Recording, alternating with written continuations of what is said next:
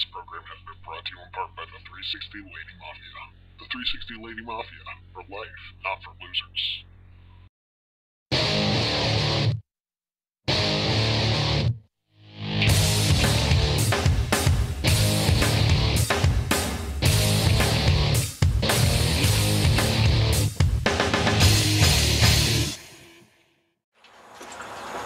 Ladies and gentlemen, TSE number 9 is here. Greg Cherry and David Source, along with you as always. And no questions this show because I told you guys we were going to have a few specials from now until actually after the draft. And this show we're going to talk about TNA, the entire show. So, why? I'm sorry. I don't want it. I know you don't want it, but you actually watched Impact yesterday. It's nothing to do. But you're employed now, so... Not technically. I don't start till... Well, you're still employed. It doesn't count. Okay. Well, anyway. We're going to talk about TNA mainly because I watched Destination X and he watched... Destination X?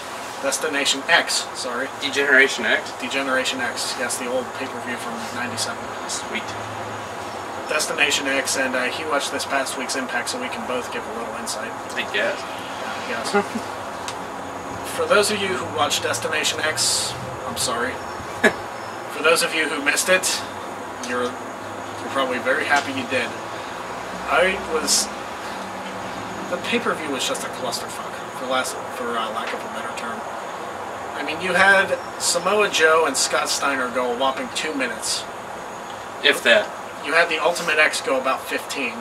Which was crap because that stupid ODB segment took like a half hour. Yes, and I was about to bring that up. The ODB segment, which wasted a ton of time.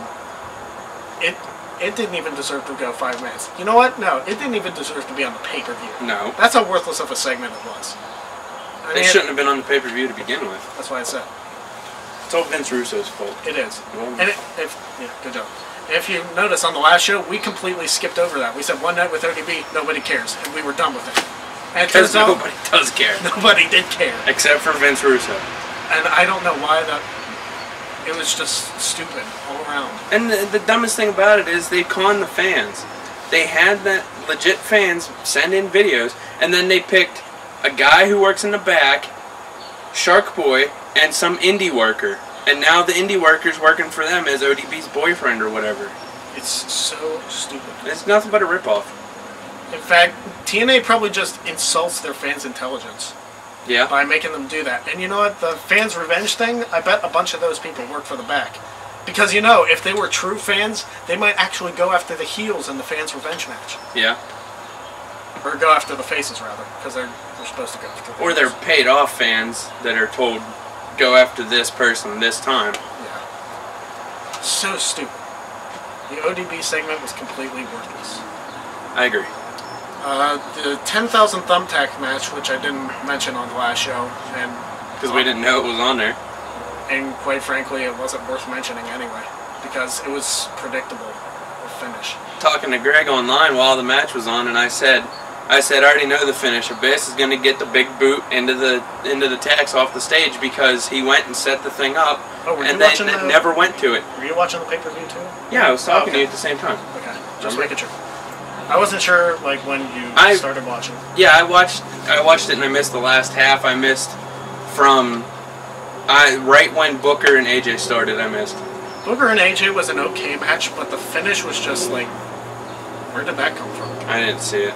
I didn't see it. Because it was just like AJ like hit a flying forearm or something, or hit the Pele, and then hit the Styles Clash, and that was it. It was like there was no build up to the finish. It was just boom, Styles Clash, over. Which is a lot of their stuff now. Ultimate X match, the match I enjoyed mainly because of the insanely loud Fallen Angel chants.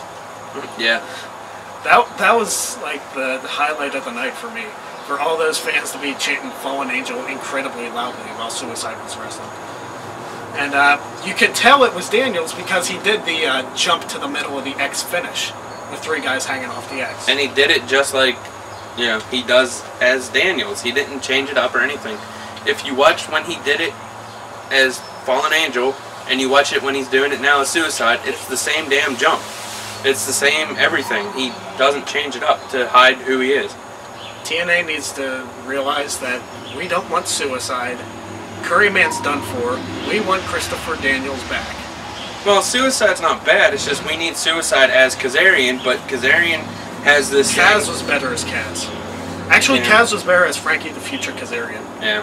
Or Frankie the Coolest Kazarian when he was with Michael Shane. But see, Kaz has this problem, and it's called Kennedy syndrome, to where they can't go without getting freaking injured. And from the way it looks, Umaga has Kennedy syndrome now. Actually, Umaga is slightly worse than Kennedy syndrome because Kennedy can't at least wrestle for more than a month without getting hurt. Umaga was back for like 3 matches and he got hurt in a match with Triple H. Yeah. What can you do?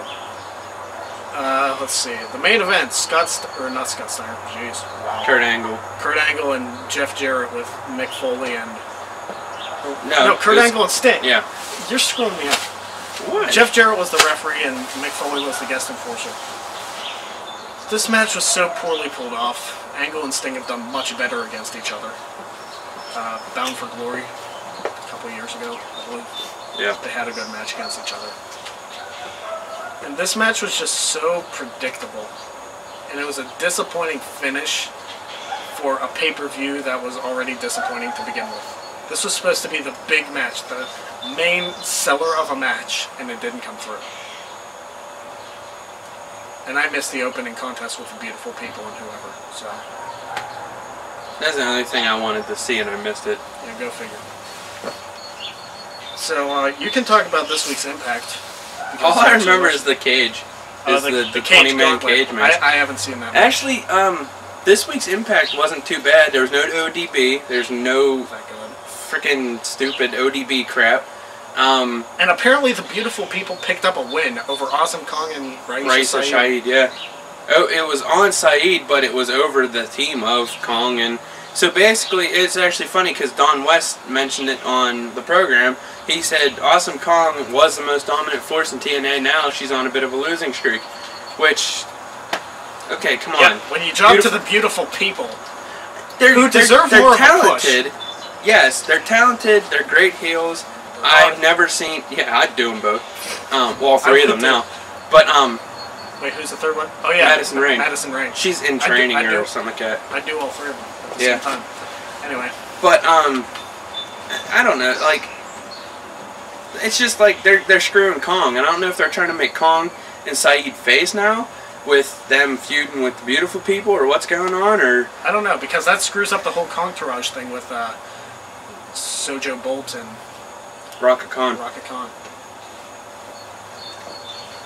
I don't understand TNA booking. It's Vince Russo. I know it's Vince The Russo. root of all problem.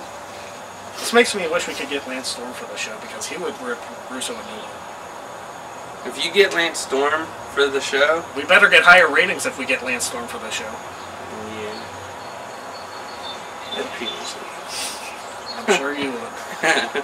Thing with the Beautiful People is they have been jobbing to basically everybody every single week. Yeah. And minus Velvet Sky getting a title shot and then losing 3 straight matches within about 6 minutes to Taylor Wilde, the Beautiful People were actually on top. I'd let him be on top. I'd let them be on top too. Actually, I'd probably let them be on top. But that's another story. Depends on... No. And really, the Beautiful People haven't done anything since their feud with Gail Kim and Roxy, back before Roxy got her head shaved.